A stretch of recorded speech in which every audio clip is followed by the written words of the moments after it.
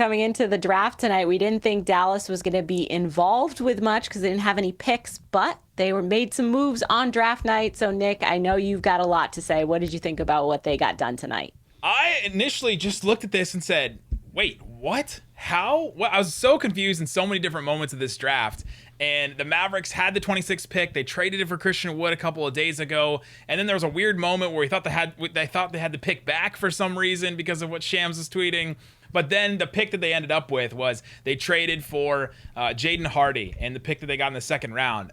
Tim McMahon reported that the Mavericks had Jaden Hardy all the way up at 19. So to get him all the way down like they did in the 30s is kind of a steal, at least in their eyes. And the player is really interesting to me because it's a big swing for the Mavericks. It is a guy that I don't think is gonna help the Mavericks right now today. He's a guy that didn't shoot well in the G League. He was their number one scorer, but he wasn't really like a super efficient scorer or anything like that. And so it's interesting to see them bring in a guy like that that's not going to help the roster right now. He's going to probably play for the Legends a little bit, play for their G League team. He's going to be like the end of the bench, play in garbage time at times, and hopefully Sean Sweeney, Jason Kidd, Jared Dudley, and them can like develop him into becoming a good player. But it was really confusing there for a second. Leif, you and I were talking back and forth, and we were just saying like, did the Mavs get their 26th pick left? Like they almost got Wendell Moore back in that.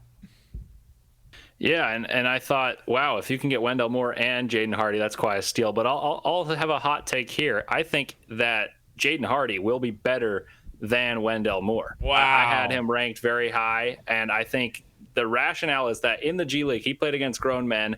He was 18 years old. You had to earn the opportunity to be the man on a team that was full of NBA prospects. The number 8 pick in the draft, Dyson Daniels, was on that team. But who was the leading scorer? Who was the leading shot creator? That was Jaden Hardy.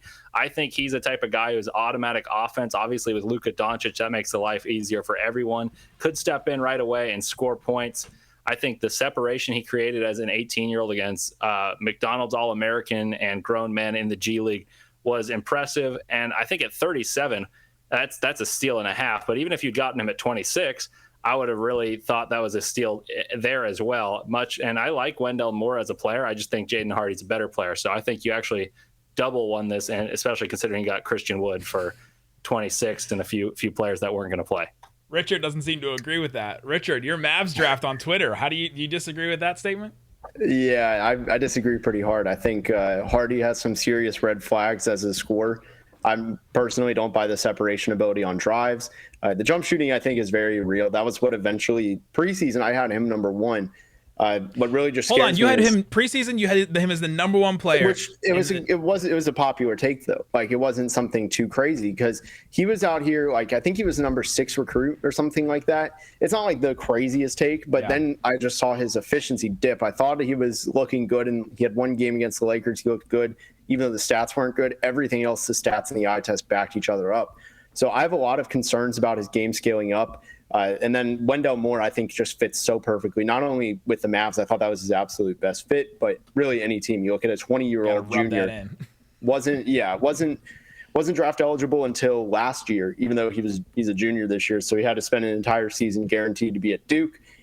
And his ability to pass, defend, and shoot, just be the perfect role player. I think that fits the Mavs. I know that like role players get boring, and guys with flashy handles and star upside are more fun, but what are the chances that Jaden Hardy hits that ceiling? I think it's a lot lower than Wendell Moore's chances to hit his ceiling.